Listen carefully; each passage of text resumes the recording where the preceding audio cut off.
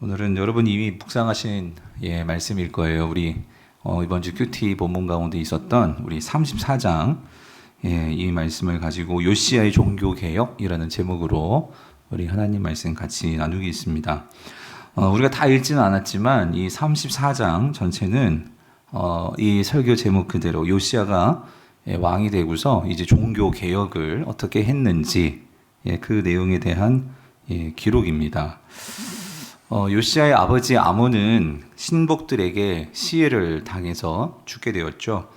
그래서 요시야는 어린 나이에 8살에 이 왕위에 오르게 됩니다. 그래서 남유다의 16대 왕이 되었는데요.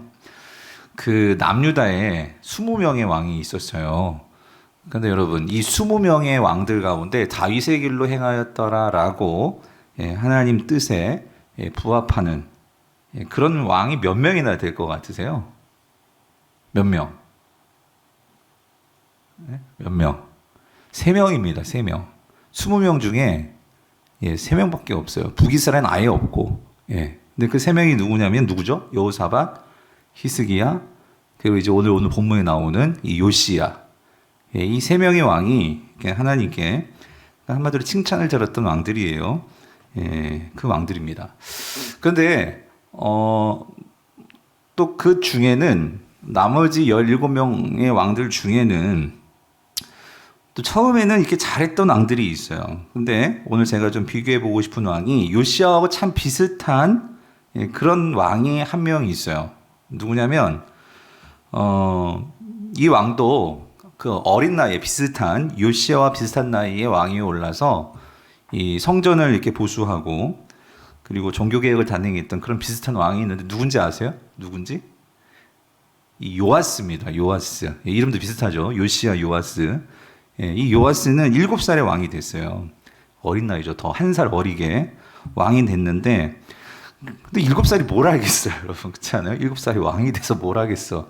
그런데 그의 뒤에는 이 제사장 여호야다가 있었어요. 그래서 이 여호야다가 이 요시야의 뒤를 봐주면서, 요아스의 뒤를 봐주면서, 그를 잘 이끌어 줄 때에는 이 요아스가 하나님을 잘 섬기는 그 신실한 왕의 길을 걸었어요.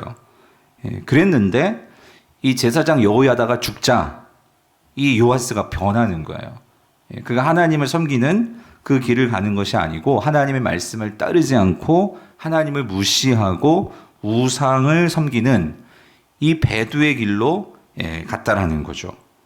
그러나 여러분 요시야는 달라요. 요시야는 그의 삶의 전생에 걸쳐서 온전하게 하나님을 따랐고 말씀을 소중하게 여겼던 왕이 요시야입니다. 자, 그렇다면 이 요시야하고 요아스하고 어떤 차이가 있길래 처음에는 똑같은 모습, 비슷한 모습이었는데 왜 나중에는 달라졌을까? 오늘 그 이유를 오늘 본문에서 우리가 좀 생각해 볼 수 있는데요. 자, 오늘 3절을 다시 한번 읽어보겠습니다. 3절, 우리 3절 앞부분을 다시 한번 읽어볼게요. 시작. 아직도 어렸을 때 곧 왕위에 있은 지 8년에 그의 조상 다윗의 하나님을, 자, 여기요. 어떻게 했나? 비로소 뭐예요? 찾고예요. 비로소 찾고. 자, 요시야가요. 지금 이것은 8살 때 왕위가 되었고, 왕위 올랐고, 그리고 나서 8년이 지났어요. 그럼 몇 살이 되었을까요? 16살. 16살이 된 거예요. 자, 이 요시야가 16살이 되었을 때 무슨 일을 했냐면, 무슨 일을 했대요? 다른 무엇보다도 무엇을 했냐면, 누굴 찾았어요? 하나님을 찾았다는 거야, 하나님을. 이 말은, 그러니까 하나님을 찾아서, 근데 찾았는데 찾았어요? 못 찾았어요? 비로소 뭐 했어요? 찾았다, 그 소리예요. 만났다, 그 소리예요. 이 말은 요시야 왕이 그 청소년기 때 어떤 체험이 있었냐면 하나님을 인격적으로 만나는 체험이 있었다는 거예요. 여러분, 이게 중요해요. 하나님을 인격적으로 만나는 그런 경험을 했다는 거예요. 이걸 신앙적인 용어로 말하면 이게 회심이에요. 요시야에게는 회심의 체험이 있었다는 거예요. 그런데 이와 반해서 요아스의 경우는 아무리 성경을 놓고 봐도 그가 하나님의 길을 처음엔 따랐어요. 그리고 제사장 여호야다를 통해서 하나님에 대한 이야기를 많이 들었을 거예요. 하나님의 말씀도 들었을 거예요. 그러니까 분명히 하나님에 대해서는 알았겠죠. 그런데 중요한 건 뭐냐면 결정적으로 요시야에겐 있는데 요아스에겐 없는 거. 그게 뭐냐면 뭐다? 하나님을 찾는 경험이 없었어요. 즉 하나님을 만나는 경험이 없었다는 거예요. 다시 말하면 회심의 경험이 요아스에게는 없었다는 거예요. 성도님들, 여기서 아주 중요한 게 나와요. 회심이 없다면, 내가 하나님을 알아요. 기독교 가정에서 태어났어요. 모태신앙이에요. 심지어 내가 유아세를 받았다 할지라도 내가 하나님을 만나는 진정한 경험이 없다면, 회심이 없다면 그는 그리스도인이 아닙니다. 예. 진정한 성도가 아닐 수 있다는 거예요. 여러분, 회심이란 뭐냐? 회심은 우리가 경험하게 되는 많은 변화들 가운데 가장 근본적인 변화로서 우리가 창조주 되시는 하나님을 내가 개인적인 만남을 통해 그분의 관계를 통해 내가 변화되는 이 사건이 회심이에요. 그래서 여기서 변화가 된다는 건 어떤 의미냐면 내 마음이 완전히 변화가 된다는 거예요. 즉 마음이 변한다는 것은 내가 나의 삶의 중심을 나에게 두지 않고 이제 하나님께 내 모든 삶의 중심을 두고 하나님을 인정하고 하나님의 법을 따르는 삶으로 변화된다는 거예요. 이게 가능한 것은 하나님 앞에서 내 존재가 어떤 존재인지가 분명히 깨달아지는 거예요. 그게 뭐냐면 내가 죄인인 것을 깨닫게 되는 거예요. 즉 내가 죄인이라는 것은 하나님 앞에서 나는요 결코 하나님 앞에 내 모든 것을 드러낼 수 없는, 즉 내 것을 자랑하며 나의 어떤 주장을 내가 할 수 없는, 나는 하나님 앞에서는 심판받을 수밖에 없는 죄인인 것을 내가 인식하게 되고 장악하게 되어서 결국 내가 죄인인 것을 깨닫게 되면 우리가 어떻게 되냐면 하나님을 의지할 수밖에 없어요. 신실하신 하나님을 붙들 수밖에 없어요. 그래서 그 하나님을 의지하는 거, 우리는 이것을 신앙이라고 그래요. 신앙이라고 하고, 그래서 이 신앙을 통해서 내가 이전에 살았던 삶에서 완전히 돌아서서 이제는 하나님 말씀에 전적으로 순종하는 삶으로 나아가게 되는 거. 여러분, 이게 회심입니다. 제가 요거에 대해서는 조금 더 우리 이번 주일날 좀 회심에 대해서는 자세하게 말씀을 드릴게요. 자, 오늘 여기까지만. 그래서 이 회심이라는 이 사건이 내 삶에서 일어날 때 그는 비로소 그리스도인으로서, 즉 하나님의 진정한 성도로서 삶이 시작이 되는 거예요. 근데 요아스에게는 이게 없었다는 거예요. 이게. 그래서 여러분, 이거 우리가 정말 조심히 잘 유심히 살펴봐야 돼요. 뭐냐면 내가 하나님의 이름을 부를 수도 있고요. 내가 죄가 뭔지는 알 수 있어요. 그러나 죄에 대한 자각과 죄를 아는 것과는 달라요. 예. 내가 진짜 죄인이다. 나는 정말 하나님의 은혜 없이는 내가 살 수 없다 하는 것이 깨달아질 때, 그것을 알게 될 때 거기에서부터 우리는 내 삶을 돌이킬 수가 있단 말이에요. 이게 회심인데 요아스는 그게 없었어요. 근데 요시야는 그의 삶을 되돌리는, 돌이키는 이 자각, 죄에 대한 자각, 마음의 변화, 이게 있었다는 거예요. 그래서 이 요시야가요, 그 다른 어떤 왕들보다도, 심지어 다른 어떤 그 선한 왕들보다도 이 요시야는 분명한 청소년기 때에 하나님을 만나고 그 인생이 돌이키는 이 회심의 사건이 있자 그가 관심을 뒀던 게 있어요. 그게 뭐냐면 하나님의 말씀이라는 거예요. 말씀. 하나님의 율법에 관심을 두고 그는 율법에 순종하려고 애를 썼던 왕이 요시야였어요. 성도님들, 순종은 회심한 성도에게 있어서 분명히 회심한 것을 드러내는 증거가 순종이에요. 하나님에 대해서 순종의 길로 걸어가는 모습이 있다면 그는 분명한 회심한 성도이고 그는 그리스도인이죠. 그러나 순종의 길로 나아가지 않고 오히려 역행의 길로 나아간다면 그거 정말 의심하고 우리가 다시 한번 나의 신앙을 한번 밑바닥부터 우리가 점검해 봐야 한다는 거예요. 자, 그래서 여러분 오늘 2절을 보면은요, 이런 표현이 있어요. 2절. 자, 이렇게 나오죠. 여호와 보시기에 어떻게 해요? 정직하게 행하여 그의 조상 다윗의 길로 걸으며예요. 여러분, 여기는요, 여기까지의 이 평가는 여호사밧도 있고 히스기야에게서도 나타나는 평가예요. 즉 정직하게 행하여, 누구 앞에서, 누구 보시기에? 예, 하나님 보시기에. 그리고 여기서 중요한 거, 그의 누구의 길로? 다윗의 길로 걸었다. 이거는 히스기야에서도 나오고 여호사밧에서도 나오는 거예요. 그런데 요시야에게서만 나오는 게 있어요. 그게 뭐냐? 이 뒤에 나오는 거. 뭐 하지 않았어요? 좌우로 치우치지 아니하였다. 이거는 요시야에게만 나와요. 그러면 여러분 성경에서요, 이 좌우로 치우치지 아니하였다라는 요 표현과 관련된 연결되어지는 중요한 그 의미가 있어요. 그건 뭐냐면 율법이에요. 율법. 우리가 인생을 살아가면서 좌우로 치우치지 않으려면 어떻게 해야지만 우리가 좌우로 치우치지 않을까요? 기준이 있어야 됩니다. 예. 삶의 기준이 없는 사람은요, 좌우로 우왕좌왕해요. 그런데 삶의 기준이 분명하다는 것은 그 기준이 있기 때문에 좌우로 쏠리지가 않아요. 왜? 쏠릴 것 같으면 나의 균형과 나의 기준을 맞출 수 있거든요. 그런데 요시야에게는 인생에 이 분명한 기준이 있었다는 거예요. 그게 뭐예요? 율법이죠. 하나님의 말씀이죠. 예.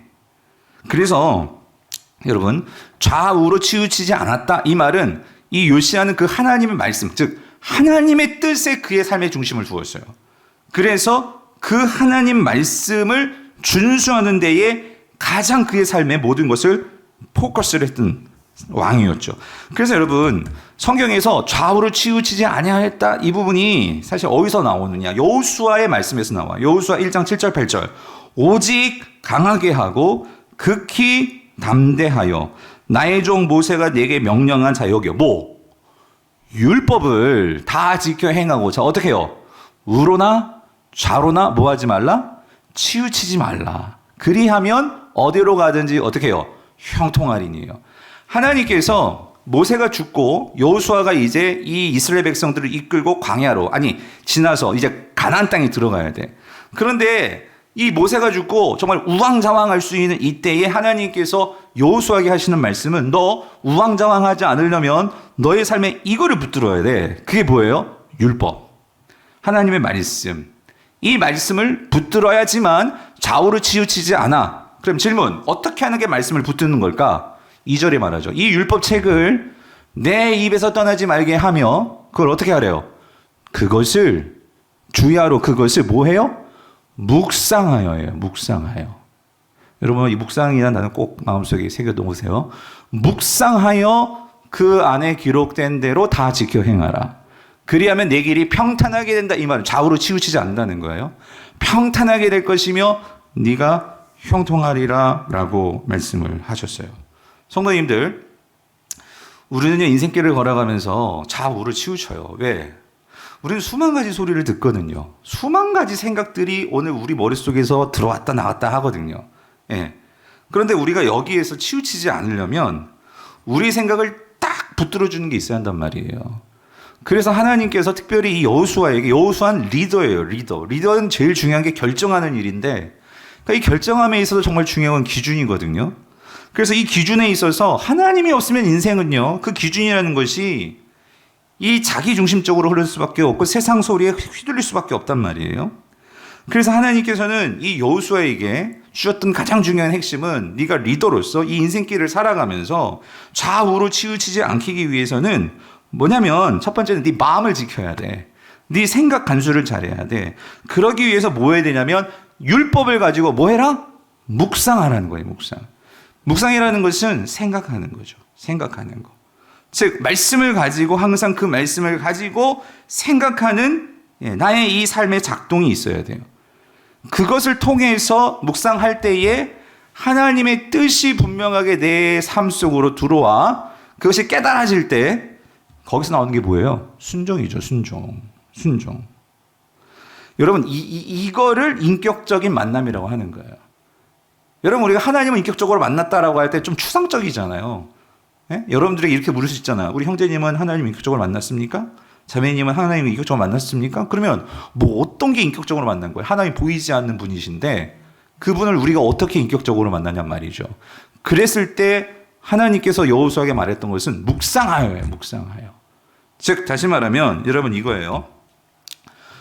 우리의 회심의 과정에서 정말 중요한 것이 결국은 하나님과의 인격적인 만남인데, 인격적인 만남을 위해서 하나님께서 우리에게 주신 두 가지가 있어요. 예. 절대적으로 필요한 두 가지. 인격적으로 만나기 위해서. 그게 뭐냐면 첫 번째는 말씀이에요. 그리고 두 번째는 성령님이라는 거예요. 예. 바로 이 말씀과 성령님이 내 안에서 결합되어지는 이 과정이 중요한 거. 다시 말해요. 말씀과 성령이 어디 안에서? 내 안에서, 내 속에서, 내 마음에서 이 결합되는 과정, 여러분 그게 회심입니다. 예. 이 결합되는 과정 속에서 우리 안에 놀라운 이런 작용이 일어나요. 영적인 작용. 이게 무슨 말이냐면 여러분 우리가 하나님의 말씀을 들어야지만 첫 번째는 지식적으로 하나님이 어떤 분인지 하나님이 뭘 요구하시는지 우리가 그것을 알 수 있단 말이죠. 예. 즉 여러분 우리가 하나님의 말씀을 들을 때 거기서 우리는요 분명히 깨달아지는 건 있어요. 뭐냐면 우리가 우리의 생각으로 우리의 힘으로 사실 우리는 그 기준에 못 미치는 것을 사실 깨닫게 되는 게 그게 율법이죠. 예. 율법은 사실 하나님의 그 기준이 율법이에요. 근데 그 율법을 우리가 묵상하고 깨닫고 알면 알수록 분명한 것은 하나님 우리가 너무나 다르신 분이에요. 우리의 본성과 우리의 생각과 우리의 의지와 우리의 뜻과 너무나 달라. 예. 그런데 하나님은 우리에게 그것을 요구하세요. 그러면 우리가 그것을 정말 묵상할 때 여러분 묵상하지 않는 사람은 이런 반응이에요. 아우 나 못 지킬 것 같아. 아우 내가 어떻게 이렇게 맨날 하지 말라. 아우 이런 하나님 너무 답답해요. 너무 귀찮아요. 이런 반응이 나올 수 있어요. 그건 묵상하지 않은 거예요. 하나님께서 그렇게 우리에게 율법을 주시고 그것을 가지고 우리가 묵상을 할 때 묵상을 해야 여기서 누가 우리 안에서 도와주시냐면 성령님이에요. 성령님이 우리 안에서 우리가 말씀을 가지고 생각하고 그것을 묵상하기 시작할 때 우리 안에서 성령이 하시는 일은 뭐냐면 그렇지 너하고 하나님의 생각이 다르지 그러나 이 하나님의 생각 속에 어떤 뜻이 있는 줄 알아? 깨닫게 도와주시는 분이 성령님이시라는 거예요. 예. 그거를 깨달을 때 우리는 비로소 하나님 앞에서 이게 깨달아지는 거예요. 아 그래 난 죄인이구나. 죄인이기 때문에 내 힘으로는 그 하나님의 법들을 다 이룰 수도 없고 나는 죄인이기 때문에 그래서 하나님은 심판받을 수밖에 없어요. 하나님 앞에서. 그런데 그런 하나님은 나를 어떻게 해요? 자녀로 불러주셨고 나를 택해 주셨고 나와 함께 하시겠다고 말씀하시고 그 하나님의 기쁘신 뜻, 기쁘신 그 속을 우리가 깨닫게 되는 거예요. 그래서 그 하나님께서 그런 나를 위해서 그런 해결할 수 없는 이런 나의 이 죄성과 이 문제를 해결하기 위해서 하나님께서 가만히 있으신 것이 아니라 메시아를 보내주셨단 말이에요. 예수 그리스도를 보내주셨단 말이에요. 그러므로 그 예수 그리스도의 십자가의 죽으심의 의미가 분명히 깨달아지게 되는 거예요. 뭘 통해서? 내가 정말 죄인인데 내가 정말로 그 하나님께 나아갈 수 없는데 나는 이 율법을 이룰 수가 없는데 지킬 수가 없는데 그런데 그러한 나의 이 죄의 깊이와 심각성이 깨달으면 깨달아질수록 우리는 뭐가 더 크게 느껴지느냐? 하나님의 은혜죠. 하나님께서 나를 위해서 하신 일이 얼마나 큰 일인지를 내가 깨닫게 되는 거예요. 그럴 때 우리는 거기에서 내 죄악이 보이는 것만큼 우리는 하나님의 더 큰 긍휼을 받을 수 있게 되는 거죠. 그래서 그 긍휼 앞에 우리는 감격하게 되고 하나님을 신뢰하게 되고 하나님께 순종하게 되는 거예요. 그러면서 회심이 일어나는 거예요. 그런데 이게 없으면 여러분 아무리 성경 말씀을 듣고 아무리 십자가 이야기를 듣고 아무리 크리스마스 고난주간 교회는 다 다녀요. 예배는 다 드려. 하지만 내 마음에 뭐가 없지? 울림은 없어. 감동은 없어. 그러니까 교회는 다니지만 나중에 결국에 결정적으로 요아스가 되는 거예요. 성전 보수도 했어. 제사장 여호야다가 시킨 대로 다 했어. 그렇지만 결국 내 인생에 하나님은 없는 거예요. 여러분 이게 얼마나 비참하고 얼마나 가슴 아픈 일입니까? 그런데 요시야는 청소년기 때 정말 그가 인격적으로 하나님을 만나고 내가 누구인지를 알고 내가 얼마나 약한지를 알고 그렇기 때문에 난 죄인인 것을 알아 내가 이 문제를 해결하기 위해서는 하나님의 긍휼뿐이야 하는 것을 알고 나아갈 때 그는 자신뿐만 아니라 이스라엘 전체를 새롭게 만드는 이 놀라운 부흥을 가져오게 되었다는 거죠. 이런 점에서 오늘 우리는 하나님과 나의 삶 속에서 이 인격적인 이 만남. 근데 여러분 한 가지 더 중요한 게 있어요. 요시야는 청소년기 때 만난 그것 갖고 과거의 추억 신앙으로 신앙에 그렇게 살아간 것이 아니고 그는 16세부터 시작된 하나님과의 인격적인 만남이 계속해서 유지되면서 나타나는 거예요. 계속해서. 매 순간마다. 그러면 성도님들 우리는 그 순간마다 청소년기 때, 청년기 때, 또 중장년 때, 또 내가 또 나이 들어서 시니어가 됐을 때 그때마다 하나님께서 우리에게 다가오시는 하나님과의 인격적인 만남이 있단 말이죠. 그러므로 그것을 느끼고 경험하는 자는 분명 그는 구원받은 자죠. 예. 그리고 그것이 우리를 계속해서 변화 성장시킨다는 거예요. 그러면 여러분, 우리가 이걸 먼저 점검해 봐야 된다는 거 뭐냐면, 내가 하나님과 매 순간순간마다 하나님과 인격적으로 내가 대면하는 나의 이 일상이 있는가, 이 시간이 있는가, 경건의 시간이 있는가, 말씀으로 나를 비춰보는 이 시간이 있는가. 왜요? 말씀으로 나를 비춰보는 그 시간, 그 자리, 그 일이 있을 때 거기에 누가 역사한다고요? 성령님이 역사하기 때문에. 우리가 왜 살아가면서 성령님이 내 안에 계신지를 잊어버리느냐? 말씀과 성령이 내 안에서 결합되어지는 이거를 우리가 경험하지 않고 체험하지 않고 그것을 가지고 살아가지 않기 때문에 그렇다는 거예요. 사랑하는 성도님들, 우리가 이 한 해를 이제 마지막 며칠 안 남았잖아요. 정말 내가 이 한 해 동안 하나님을 얼마나 더 알아가고 또 그 관계 속에서 하나님을 더 깊이 만났는가. 부족할 수 있어요. 여러분, 그런다면 또 시간이 주어지잖아요. 그러므로 오늘 우리가 부족했다면, 여러분, 새해에는 진짜 우리 성도님들 하나님 말씀 묵상하면서 이 경건의 시간들을 여러분 삶 속에 꼭 지켜나가시기를 바랍니다. 네. 기도로 하나님과 대화하는 시간들 꼭 만들어 가시기를 바랍니다. 자, 이런 점에서 요시야는요, 왕이 되면서 이제 특별히 하나님을 대면하고 하나님을 인격적으로 만나게 되니까 그가 분명하게 깨달아지는, 보이는 게 있었어요. 뭐냐면, 그가 이제 왕위에 올라서 이제 8살 그리고 16살 이제 하나님 인격적으로 만나고, 그리고 나서 오늘 보면 3절 뒷부분을 보니까 이렇게 되어 있어요. 3절에서 자, 그렇게 하나님을 비로소 찾고, 여기 제 몇 년에 12년에 이렇게 나오죠. 12년에 유다와 예루살렘을 비로소 어떻게 했어요? 정결하게 하였다. 그렇죠? 그래서 그 산당들과 아세라 목상들과 아로 새긴 우상들과 부어 만든 우상들을 다 제거하는, 이 종교 개혁을 이제 시작을 한단 말이에요. 몇 살에? 여기서 12년이라는 것은, 그러니까 아까 8살 왕 되고 8살 때 하나님, 그러니까 8년 뒤에 하나님 만났고 16살, 그리고 나서 12년이니까 몇 살이야? 20살이지. 20살. 제 12년이니까 20살에 이제 뭐 하냐면, 그러니까 20살이면 그러니까 청년이지만 거의 이제 성년이잖아요. 성년. 그렇죠? 이제 성년이 되었을 때 드디어 내가 인격적으로 하나님을 만났어. 그리고 내가 왕이야. 왕으로서 정말 세상에서 내가 감당해야 할 하나님의 사명을 이제 실천해 나아가는 그 일을 하는데, 그게 뭐냐면 모든 부정한 것들을 싹 다 제거하는 이 일을 행하더라는 거예요. 그런데 여러분, 중요한 거 이게 있어요.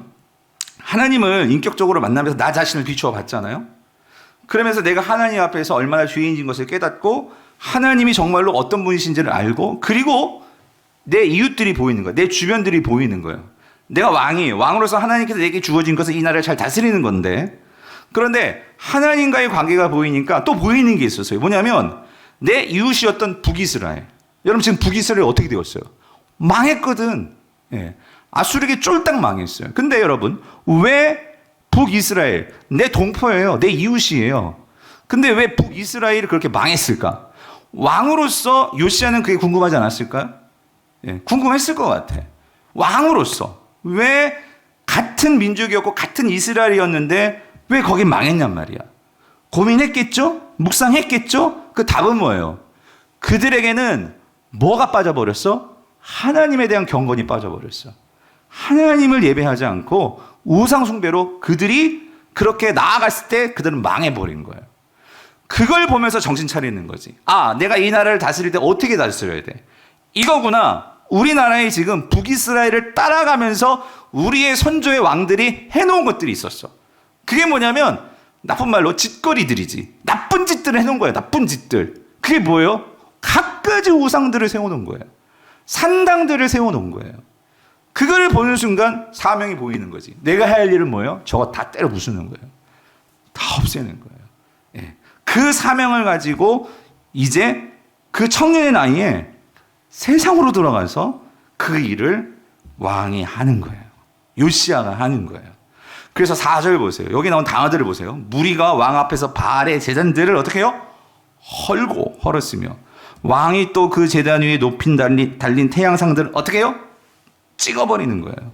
또 아세라 목상들과 아로색인 우상들과 부어만든 우상들은 이제 어떻게 해요? 그걸 빠버려.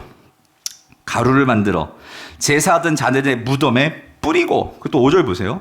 제사장들의 뼈를 제단 위에서 불살라 유다와 예루살렘을 어떻게 해요? 정결하게 하였으며. 야, 여러분, 이 헐고 찢고 빻고 뿌리고 불사르고, 이게 다 뭐와 관련된 거냐면, 이게 뭐와 관련된 거죠? 정결하게 하는 거. 정결하게. 지금 뭐냐면, 여러분 이겁니다. 왜 북이스라엘 망했느냐? 보니까, 그러니까 하나님의 진노는 어디로부터 나오냐면 결국 우상숭배예요. 예. 그런데 북이스라엘이 그렇게 했는데 지금 우리나라 꼴을 보니까 지금 우리나라가 지금 그 꼴 그대로 가고 있는 거예요. 그 모습 그대로 가고 있는 거야. 이거 그대로 두면 돼요? 안 돼요? 안 되죠. 안 되죠. 그러니까 이 하나님의 진노를 받을 만한 모든 것들을 싹 다 지워버리는 거예요. 요시야가.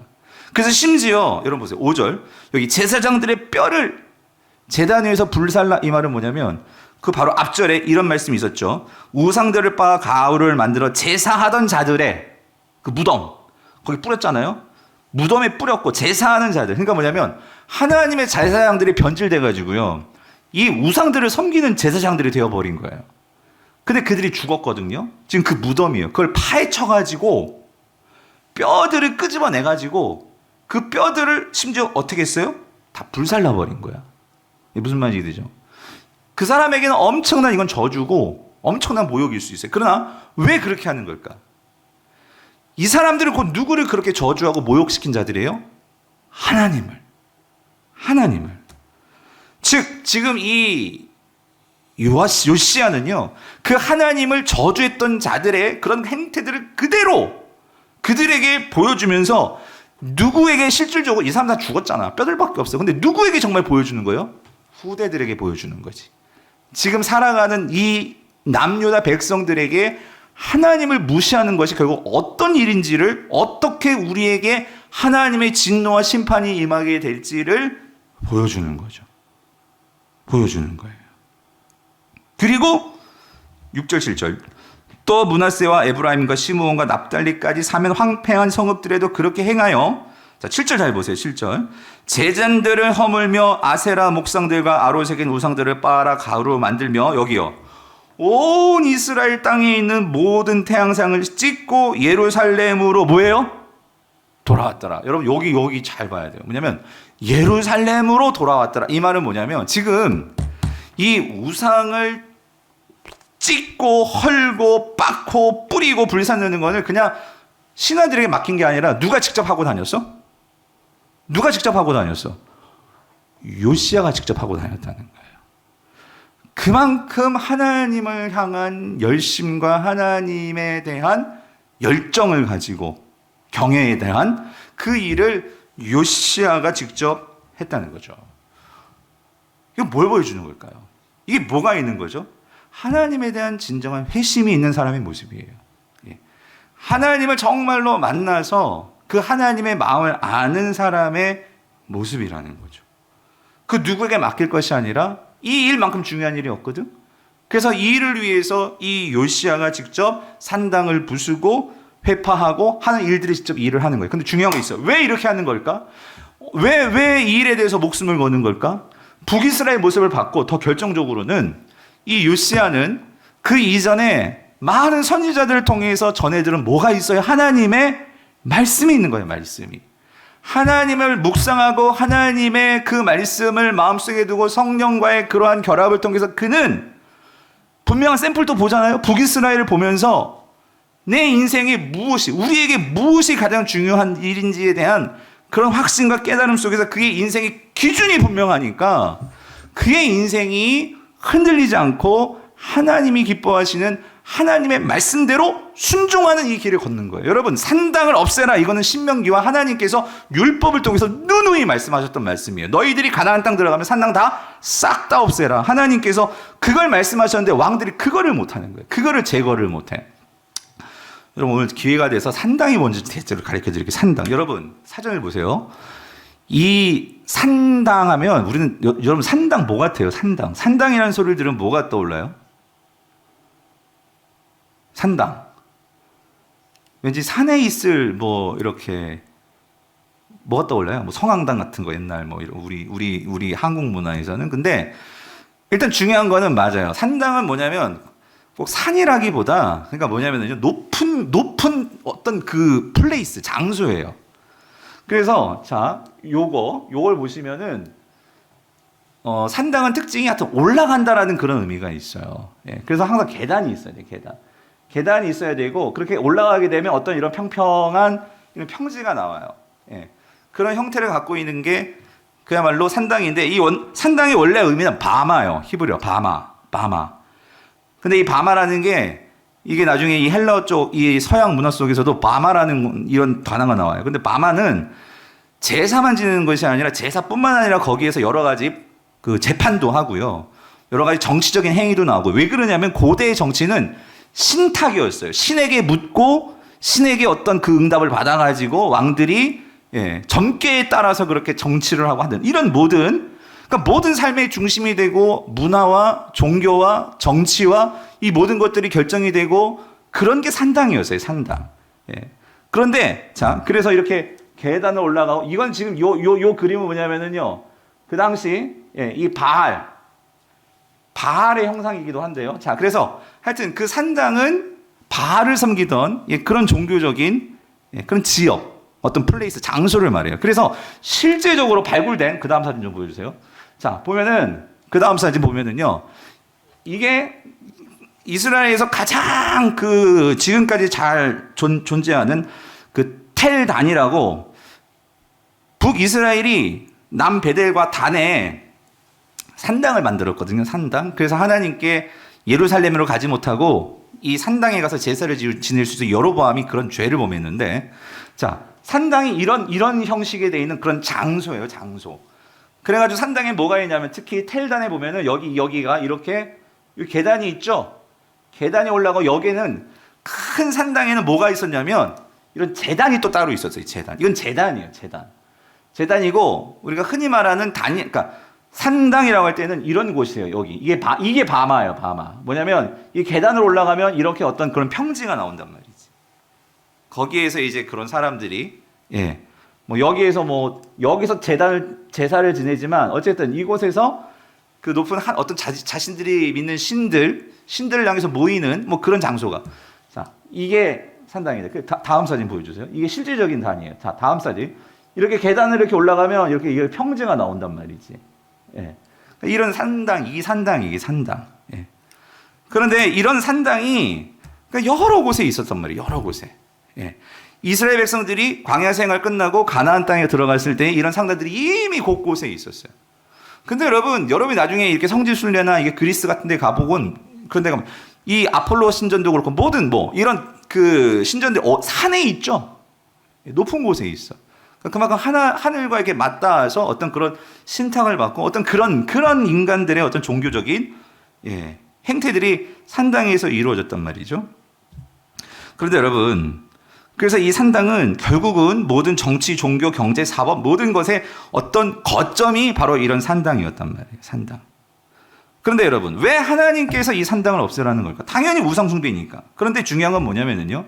인간이 하나님이 아닌 그런 인간들끼리 모여서 그들의 어떤 정치든 종교든 결국 그렇게 모일 때 인간은 뭐로 빠져나가냐면요. 결국 다 인간의 어떤 자기 중심적인 그런 모든 것들로 변질되어 가더라는 거예요. 그리고 하나님께서는 이렇게 이 모든 산당을 다 없애고 한 곳을 정해 주신 거예요. 그게 뭐냐면 결국 예루살렘이죠. 예루살렘에 그 성전을 짓고 거기에 이제 하나님께 모이라라고 하셨는데 결국 하나님의 뜻은 이런 산당을 없앰으로 이스라엘 백성들은 그 한 곳에 모여서 한 하나님을 예배하고 모든 지파들이 흩어져서 살지만 결국 그들이 하나님 안에서 연합을 이루고 하나가 되어지는 그런 공동체를 하나님께서는 계획하시고 성전을 주셨고 한 곳에 모이게 하신 거예요. 그런데 이들이 산당이 이렇게 있다 보니까 편하거든. 자기 지역마다 있으니까 거기에서 모여서 서로 교제하고 거기서 자기 중심적으로 자기 편한 대로 그렇게 제사 지내고 하다 보니까 점점 어떻게 되었냐면 이게 공동체가 하나 되는 게 아니고 이스라엘이 산산조각이 나는 거예요. 산산조각이 나고 자기들 편리대로 해석하면서 종교적인 행위가 되면서 그게 우상들이 되어버린 거지. 내가 좋아하는 어떤 그런 마음의 동경대로 모여가지고 그거를 쫓아가고 그것을 좋아하고 이런 모습들. 자, 근데 여러분 잘 보세요. 오늘날에도 산당이 있을까 없을까요? 산당 있더라고. 예수 그리스도를 통해서 하나님은 우리에게 교회라는 하나님의 신실한, 이렇게 표현하면 좀 그렇잖아요. 산당을 우리에게 허락하셨거든요. 유일한 하나, 교회, 공동체. 근데 요즘은요, 많은 사람들이 자신들의 산당을 가지고, 어떤 사람은 헬스장에 가서 이 외모의 신, 어떻게든지 이거를 가꾸기 위해서 다른 거 보지 않고 오직 거기에 올인을 해. 건강을 위해서 우리가 운동하는 거 필요하죠. 그런데 때로는 그게 건강이 아니라 어떤 자신의 어떤 과시와 어떤 자신의 어떤 그러한 이 모든 것들이 거기에 집중이 돼서 교회 다니는 사람들도 이 교회보다도 헬스장이 하나의 산당이 돼가지고 그것을 더 선호한단 말이죠. 어떤 사람들은 학원이지, 학생들은. 주일에도 그들의 산당은 학원이에요, 학원. 어떻게든지 그들에게 쓸 구원은 좋은 대학 들어가는 거예요. 이게 구원이. 이것만큼 기쁜 일이 없거든. 그러니까 그들은 그 산당에 가서 거기에서 모든 것을 인생을 다 걸고, 어떤 사람들은 주식시장이에요, 주식시장. 일어나면 맨날 이것만 보고 있고 모든 것이 이게 거기가 산당인 거예요, 거기가 산당. 뭐 어떤 사람들은 뭐 백화점이고, 어떤 사람은 뭐 인터넷 쇼핑이고, 하여튼 모든 삶의 관심과 모든 것이 거기에 집중되어서 내 모든 자아가 거기에 완전히 사로잡혀 있는, 여러분 그게 산당입니다. 근데 하나님은 뭐라고 말해요? 똑같아요, 여러분. 이스라엘 백성들에게 그 산당을 다 허물라고 하셨어. 근데 여러분, 인간이 그걸 허무나? 허물까요? 안 허무는 거예요. 안 허무는 거예요. 왜?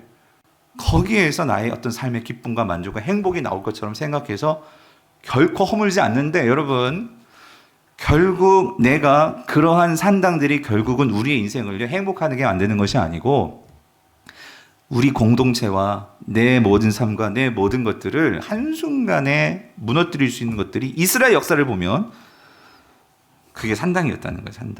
산당. 여러분, 우리 곰곰이 한번 묵상해 봐야 돼요. 혹시 정말 내가 알게 모르게 만들어 놓은 산당이 있지 않나? 여러분, 그 산당들을 빨리 허무셔야 돼요. 허문다는 게, 여러분, 뭐 진짜 허물어야 되는 것도 있을 거예요. 그러나 우리의 산당이 오직 오늘 우리 예수 그리스도 하나님과의 관계에서의 이 하나님과의 이 영적인 관계에 이 부분이 분명하게 보수되지 않고 분명하게 서지 않는다면, 여러분, 우리는 잘못된 산당을 쫓아가게 되어 있다는 거죠. 자, 이런 점에서 요시야는요, 자 보세요. 그래서 보세요. 산당들을 다 허무고 그냥 있느냐? 그게 아니에요. 그래서 이제 뭐 하느냐? 성전을 새롭게 세우는 거예요. 성전을. 그래서 8절 보니까 이렇게 나오죠. 요시야가 왕이 있은 지 18째 해에 그 땅과 성전을 성결하게 하기를 마치고 그의 하나님 여호와의 전을 수리했다는 거예요. 이때가 이제 26살이지. 18째가 됐으니까 26살. 이제 26살이 되었을 때 이 요시야가 한 일은 뭐냐면요, 그 산당, 세상의 그런 산당을 다 부수고 하나님의 말씀대로 한 곳, 그곳에 이 성전, 그것을 보수하는 이 일을 시작했다는 거예요. 자, 근데 놀라운 게 있어요. 그렇게 하나님의 성전을 보수할 때 하나님께서 이 요시야에게 주신 것이 있어요. 물론 그가 발견한 거지만 전 줬다고 생각해. 하나님께서 이 성전을 보수하는 과정 가운데 이 요시야가 발견하게 만든 게 있는데, 그게 뭘까? 14절 보세요. 14절 보니까, 자, 14절 같이 읽어볼게요. 시작. 무리가 여호와의 전에 헌금한 돈을 꺼낼 때에 제사장 힐기야가 모세가 전한, 여기요, 율법책을 발견하고요. 와, 이 모세를 통해서 전해준 이 율법책을 발견했어요. 이 모세의 율법. 특별히 이것을 신명기라고 학자들은 말을 하는데, 신명기를 발견했어. 신명기는 뭐냐면, 가나안 땅에 들어갔을 때 너희들이 이렇게 살아야 돼. 하나님께서 신신당부하면서 가나안에서 살 매뉴얼, 삶의 매뉴얼, 기준, 그것을 적어준 게 신명기였어요. 이거를 발견한 거예요. 하나님의 말씀, 직접적으로 하나님께서 기록해 주신 말씀. 사실 여러분, 이 말씀이 발견하기 전까지, 여러분, 이 요시야는 어떻게 하나님의 말씀을 들었을까요? 그는 선지자들을 통해서 전해들은 말씀, 전승되어서 전해들은 말씀, 이 말씀을 들었을 거예요. 왜? 아무리 찾아봐도 하나님 율법책이 보이지가 아버지 아몬도 2년 2년 통치했어요. 그 기간 동안 하나님의 율법책이 있었다. 그런 말 없었거든요. 그리고 그 이전에 그의 할아버지 므낫세 거의 55년을 통치했거든. 55년 동안 하나님 말씀이 그때도 율법책이 보이지가 않았어요. 그러니까 거의 한 60년 동안 하나님 말씀이 어디 가 있는지 몰랐던 거예요. 왜 그러냐면 이 왕들이 하나님의 말씀을 찾으려는 생각도 안 했고 하나님 말씀을 소중히 여기지도 않았고 그러니까 하나님 말씀이 어디 박혀 있는지도 몰랐어. 그런 상황 속에 있었던 거예요. 그렇게 살았던 거예요. 자, 그렇게 살았는데 여러분 근데 중요한 게 있어요.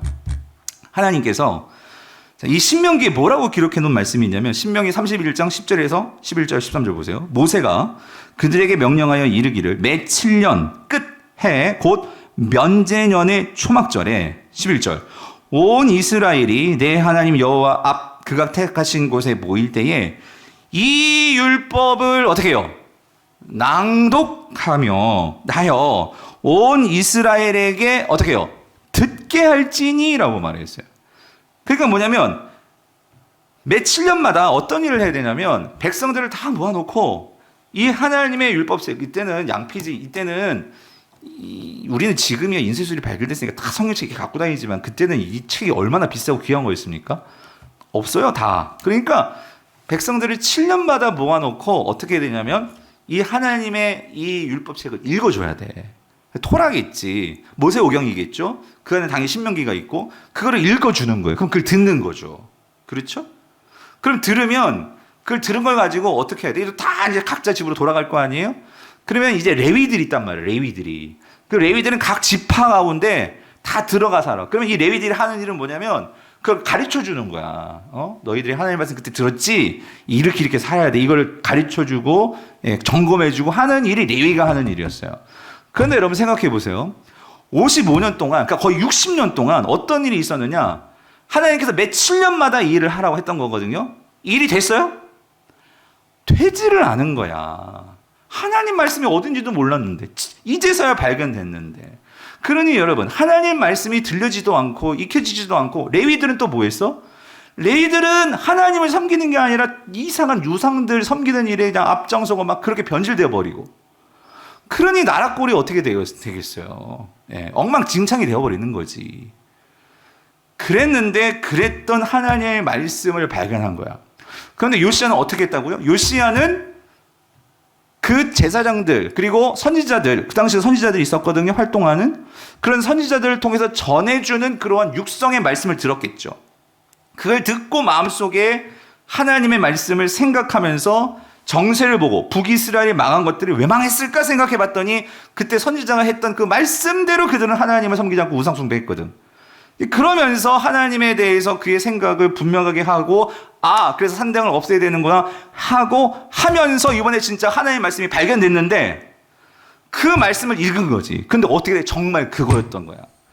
북이스라엘 망했던 것도 우상 때문에 망했던 것이고 하나님의 말씀대로 절기도 그렇고 아무것도 제대로 되지 않은 것이 분명하게 이거는 이제 선지자들이 전해주는 말씀이 아니라 하나님께서 직접 모세를 통해서 기록해준 말씀을 직접 읽으니 마음이 어떻겠어요? 얼마나 이게 큰 죄악이었던 것인지를 깨닫게 되지 않겠어요?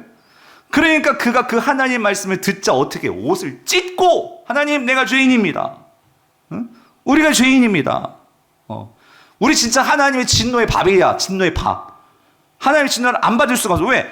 말씀이 고발하는 대로 우리가 다 그 일을 하고 있거든. 다 우상단지 만들어 놓고 그런 짓을 우리가 했었거든. 그러니 말씀 앞에 합당한 반응이 뭐겠어요? 회개지, 회개. 가슴을 찢고 옷을 찢고. 예?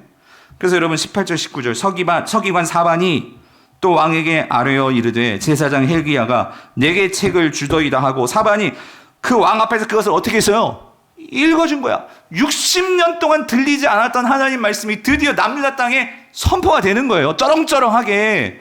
그러니 그 말씀을 들을 때 여러분 가만히 있을 수 있겠어요? 그 말씀이 그의 심장과 폐부를 찔러 쪼개기까지 하는 말씀이 되니까 어떻게 감당을 못하니까 왕이 19절 왕이 율법의 말씀을 듣자 곧 자기 옷을 어떻게 해요? 찢는 거예요.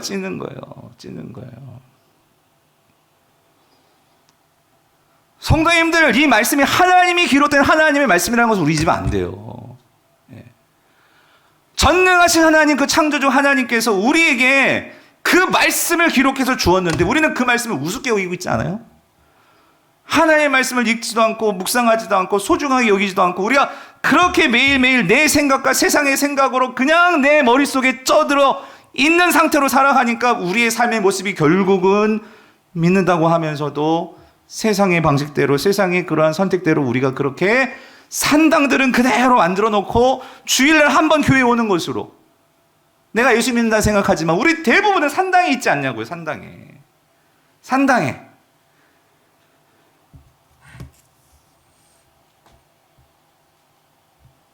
요시야는 정말 그 하나님의 말씀이 이 말씀이었구나 하는 것이 깨달아지니까 그 말씀 앞에 자기 자신의 그 삶을 놓고 이스라엘의 삶을 놓고 울부짖지 않을 수가 없는 거죠. 예. 찢더라. 여러분, 옷을 찢었다는 것은요, 강한 이 울분과 강한 그의 그 극심한 슬픔과 애곡의 표현이 옷을 찢는 거잖아요. 찢는 거. 그러므로 이 요시야는 하나님 앞에 이 겸비함을 가지고 하나님의 긍휼하심을 구할 수밖에 없는 거예요. 그래서 여러분 이랬습니다. 하나님의 말씀이 들리는 자는요, 이 은혜의 선수만요. 더 하나님의 말씀을 알고 싶어. 그러니까 어떻게 하냐면 이 말씀을 들었는데 우리가 어떻게 해야 될지 그래서 선지자를 보내요. 선지자에게 찾아가 선지자에게 물어보라는 거예요. 우리가 어떻게 해야 될까? 지금까지도 잘해왔어요. 그렇지 않아요? 지금까지도 이 요시야는 그 모든 산당들을 다 없애고 정말 최선을 다해서 살았는데 더 하나님의 그 긍휼하심 앞에 내가 더 뭘 해야 될지 여러분 이거는 내가 복 받으려고 지금 하는 게 아니잖아요. 정말 하나님의 그러한 이 진노와 하나님이 어떤 하신 분인지를 내가 알고 우리가 얼마나 잘못 살았는지를 아니까 내가 어떻게 살아야 될까? 내가 어떻게 하오리까? 이게 알고 싶은 거야. 궁금한 거야. 그러니까 더 하나님 앞에 나아가는 거지. 여러분, 하나님의 말씀을 묵상하면요, 묵상할수록 그 사람은 성경 말씀이 더 알고 싶고 더 그 말씀대로 살고 싶어지는 거예요. 근데 여러분 보세요. 내가 하나님의 말씀을 펴지를 않아. 그리고 하나님 말씀을 공부도 안 할 뿐만 관심이 없으면요, 여러분 성경이 거의 열리지가 않죠. 당연히 참 이게 은혜의 빈익부인, 예? 은혜의 부익부예요. 정말 어떤 면에서도. 그래서 여러분 보세요. 이 하나님 말씀 앞에 정말 더 순수해지니까. 그래서 요시야가요, 그 신하들을 보내. 누구에게요? 선지자에게 보내요. 21절 보세요. 너희는 가서 나와 및 이스라엘과 유다의 남은 자들을 위하여 이 발견한 책의 말씀에 대하여 여호와께 뭐하래요? 물으라. 여호와께 물으라. 우리 조상들이 여호와의 말씀을 지키지 아니하고 이 책에 기록된 모든 것을 준행하지 아니하였으므로 여호와께서 우리에게 쏟으신 진노가 크도다 하니라. 크도다 하니라. 예. 어떤 사람들은 이렇게 하나님을 정말 경외하는 마음을 가지고 살아가는 사람이 있어요. 그런 성도들이 있어요. 어떤 성도들은 하나님 사랑해, 하나님이 실함해, 하나님은 정말 모든 걸 다 용서해 주신다며 그러면서 이 하나님의 진노에 대해서 아무런 의식 없이 여러분 그렇게 살아가는 성도들도 있다는 거예요.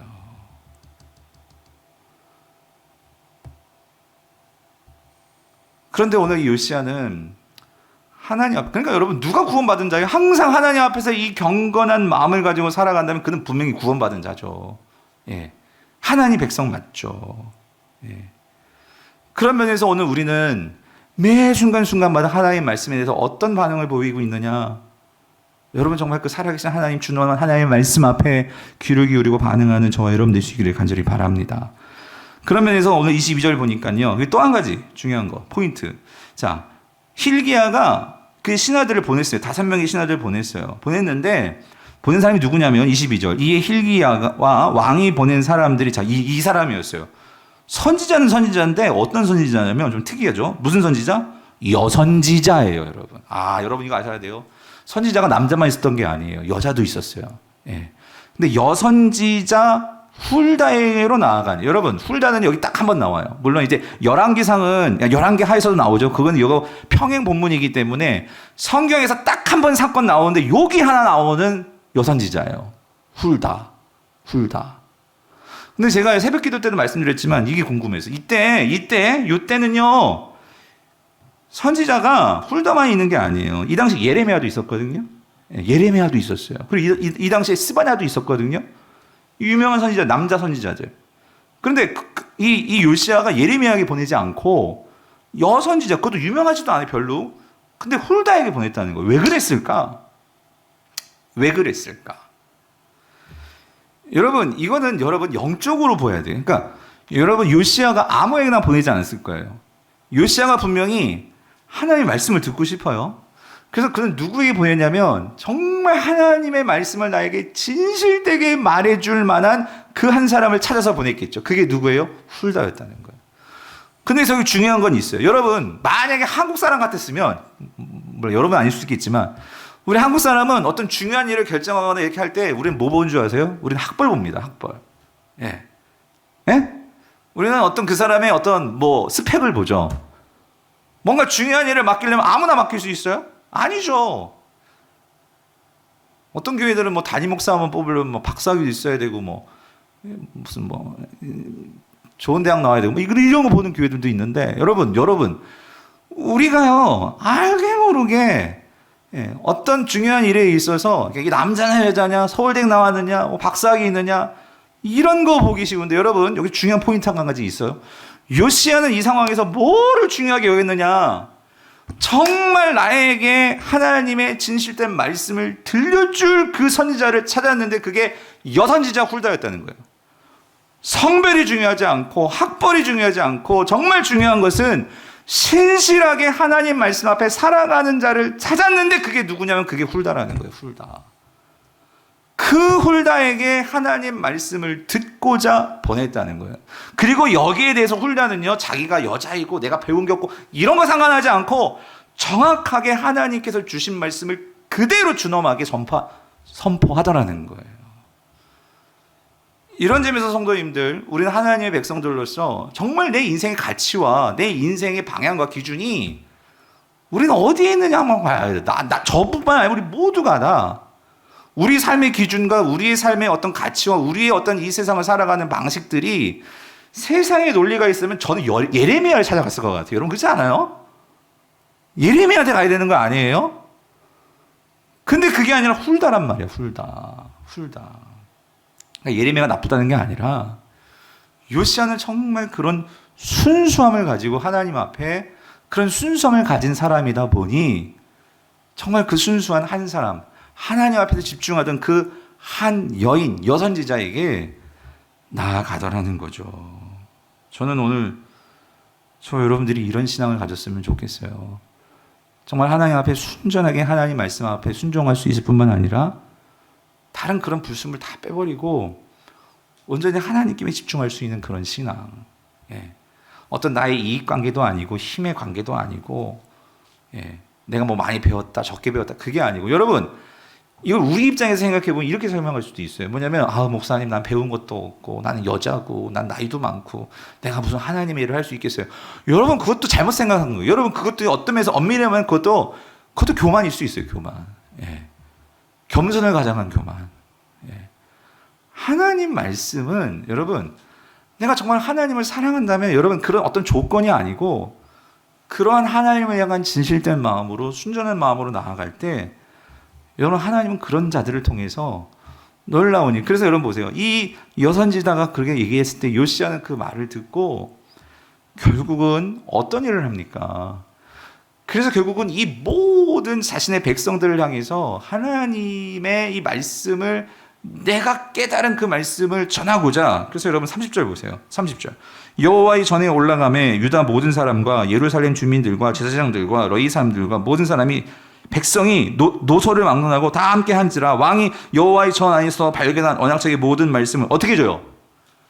드디어 60년 만에 여러분 하나님께서 매 7년마다 이 말씀을 읽어주라고 했는데 드디어 이 말씀이 누구를 통해서? 요시야를 통해서 선포가 되는 거예요. 근데 여러분 중요한 게 이거라고요.